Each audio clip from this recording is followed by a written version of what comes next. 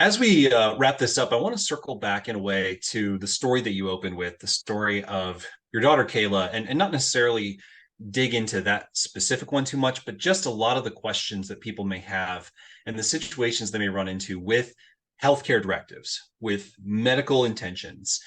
And so, how, you said basically there's a power of attorney for healthcare. We talked about power of attorney for finance and power of attorney for healthcare. Is that also known as a healthcare directive? That's right.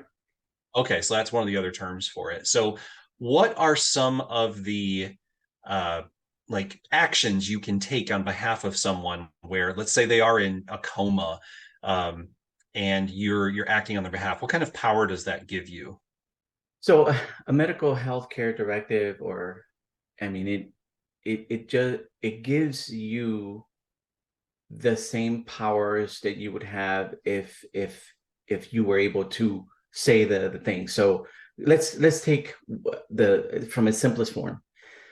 We want to be able to make sure that a an 18-year-old, they're horsing around, they're in college and they get into trouble, and now they're in an emergency room, and if they were awake and able to speak, they would say, don't put that rod in my knee because I don't like the way that feels, or so, whatever decision that they would make. Or if they were, about to, maybe lose consciousness, and like, sign a do not resuscitate order. They could do that. That's what a medical healthcare directive allows them to do. So the healthcare agent, or the person that you designate to be able to do this, will have the conversation with the medical staff and say, here's the situation. They have a 40% chance to live. This is what we can do, but it also comes with this risk, because every medical intervention has a possibility, or a percentage of success, but it also comes with the risk. So that person is really put in a really difficult situation where they have to make this decision without knowing any medical jargon or anything like that. You're really just going by, if it's talked about ahead of time, you'll be able to do something. So let me give you just a quick example of what one of our clients, again, no personal names. This person said, if I'm ever in a coma, I'm setting a 90-day window. After 90 days, after they've done everything that they possibly can, I no longer wish to live after 90 days, because the 90 days for that person meant that they were able to do everything possible without the body deteriorating, right? So that's one example. So, let's say you have this medical power of attorney, and this is very theoretical, but let's say there's some people in your loved one's life. So, this is the person who's in the hospital, people that just should not be around them, people that are a very negative influence, very bad for them.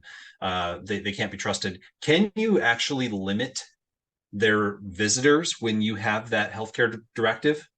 Powerful, powerful question. And this is a part that is left out and most people don't really understand. And when you do this, you not only identify the people that will actually make the situation better.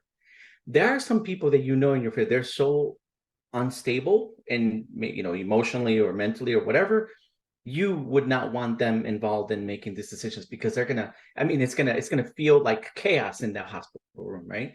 And that level-headed person, the one that kind of thinks like you, and if you had to kind of step away, you would put that person in there. Not only do you do that and designate that person, but the other thing is, you talk to your other family members and you let them know, when something happens to me, this is the person that's going to go in and act in that place. Why? Because there's no ambiguity about it. Everybody knows this person is the designated healthcare agent, right? Why is that important? Because it will it will give the healthcare agent a fighting chance to execute your decisions and your wishes. Otherwise, can you imagine the chaos downstairs in the emergency room, and you're in the ICU trying to take care of this? I mean, it could spiral out of control. Can that agent say yes or no to certain visitors? Yes. In the wording, so there's a letter we call the letter of direction. In the letter of Okay. direction, you're literally going to write down, here's, in case I was hospitalized, this is exactly what I would want. These are the people that I want. Part of it, you make your end of life decisions there. If for some reason I don't make it, then this is what I want. Some people would choose cremation because this is maybe the way that they were taught. Some people are like, no, it has to be a traditional funeral. Those are the things that go into that. But the letter of direction, you're, aside from the legal stuff, now you're going in and saying these are the instructions for the healthcare agent, because you don't want to put that person in a situation where they don't know what to do. What all they have to do is follow what you gave them. So really quick, I think it's when you have an illustration, it's really it kind of brings it to life.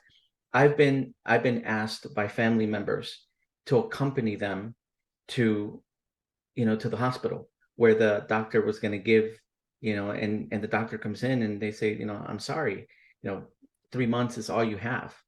And when that conversation is, when that is revealed, that person knows that their actions or their wishes are going to be carried out, even though they're still awake. They know that their time is pretty near. So it's kind of like you go into action mode. This is what it was designed for. Let me add one more cautionary statement here. Hospital protocols. I'm just going to say my experience, and I'm going to say, how I feel about this. And I want everyone to look deep into their core of their being and how they believe. So hospital protocols, the frontline workers, I don't have anything against the frontline workers. I believe that, not only are they amazing individuals to be able to go through the the torture of studying and looking at medicine, looking at all the stuff, and just their heart is to help people.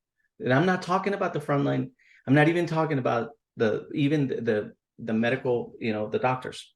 What I am talking about is using care to advance medicine, but without jeopardizing your own health because of maybe a hospital directive that doesn't coincide with your worldview or your view on medicine. So let me explain what I mean by that. I used to have on my driver's license organ donor, and that became a little bit of a question.